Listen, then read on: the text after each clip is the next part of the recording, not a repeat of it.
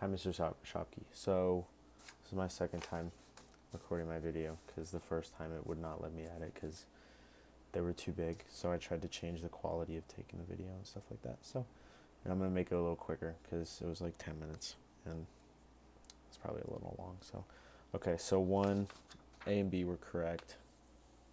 C, Mason and I just set it up wrong. Average velocity is average value, so it's 1 over 2.4 of the integral from 0 to 2.4 of the function g of t. And you just plug that in, get 33.75, and then multiply that by 1 over 2.4, and it's 14.064. So we just set it up wrong. Just a simple mistake. D was correct.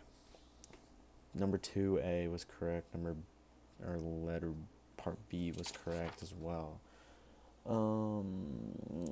2C, we got a point for finding S of 12, 3456, and then I think L of 12 was incorrect. We got 61.93 and it's just subtracted that, but you have to take the integral of L of t, so from 0 to 12. So we just messed up on that one. And then D, you just put in the function, you put the S prime of t and then minus L of t, and then you graph that and you find where the graph is zeros, or you find the zeros.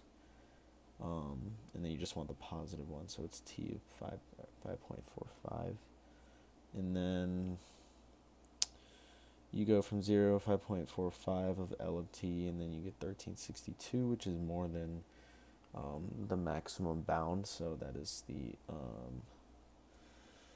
time, the maximum number of shoppers at that time. So number 3, part A was correct, pretty straightforward. Part B was correct, also pretty straightforward. This one, Mason and I missed because I think we were rushing a little bit, and we couldn't find the bounds, like we didn't know what to do for the bounds. And so you go from 0 to e of 2 for the, like instead of the square part, like the part above it. So, I don't know what to call that because it's not really a triangle, but, so 1 minus 1/2 ln of y squared, because it's a square, so because we're taking cross sections of squares, and then plus 1, which is a cube, and I understand why it's just 1, because you take the derivative of 1, it's just, you square it, it's always 1. So, yeah, that makes sense. And you just write the equation, you don't need to solve it. The first part on 4, I always get confused on the piecewise ones.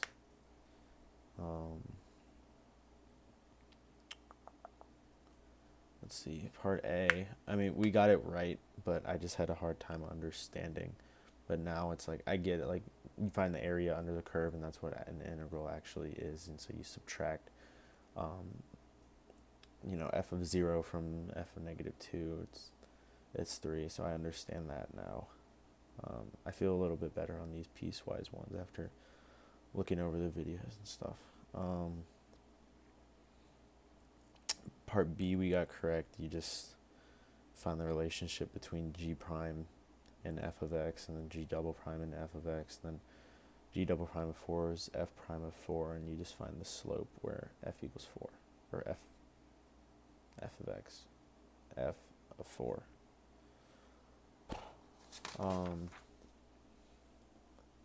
Part C we got correct.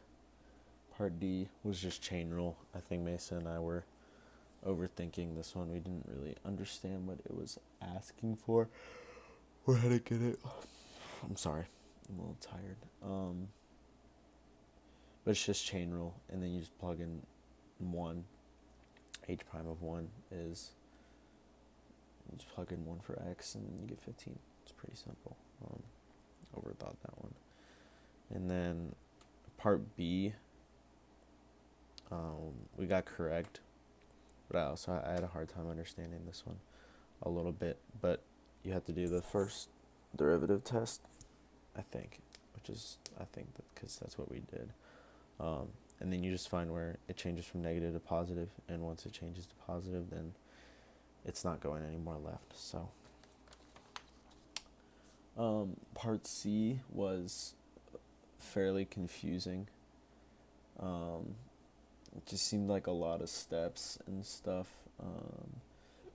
I understand you have to, it's not the separation of variables, but it's like taking the derivative of x in respect of y, stuff like that.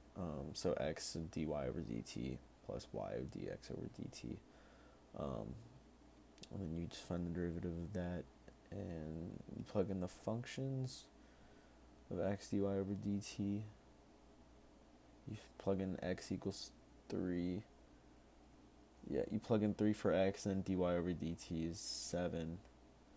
Then dx over dt is negative 3. And you plug in 10 for y. Because it's the,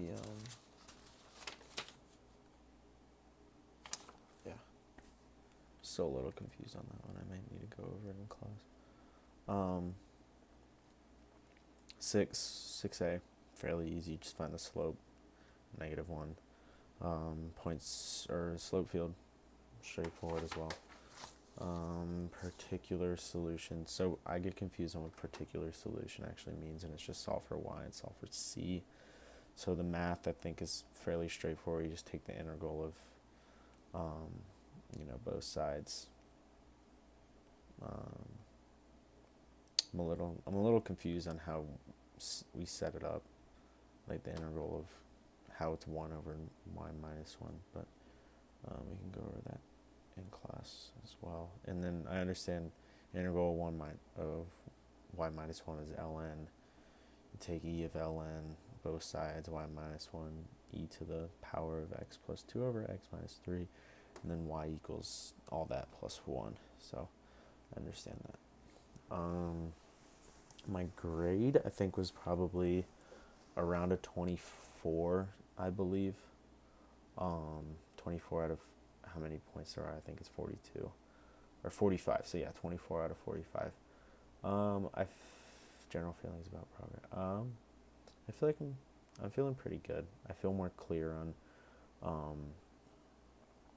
more confident on seeing a problem, saying, okay, I need to do this. I think the free response questions that I need the most time reviewing is the particular solution, the change in area, so dA over dt, and then this piecewise functions, like piecewise problems, and then any fun fact. I'm not doing much for spring break because we have baseball practice, so I'm just staying here, just enjoying my time off. Probably writing some lit journals. Why Alabama is the best school on earth. I've never been to Alabama, but we have a kid on my baseball team going there, so it should be fun. Fun life updates. Just doing schoolwork and playing baseball. I'm rolling with it. So, alright. Well, I think that's all I have. Thank you, Mr. Shapley.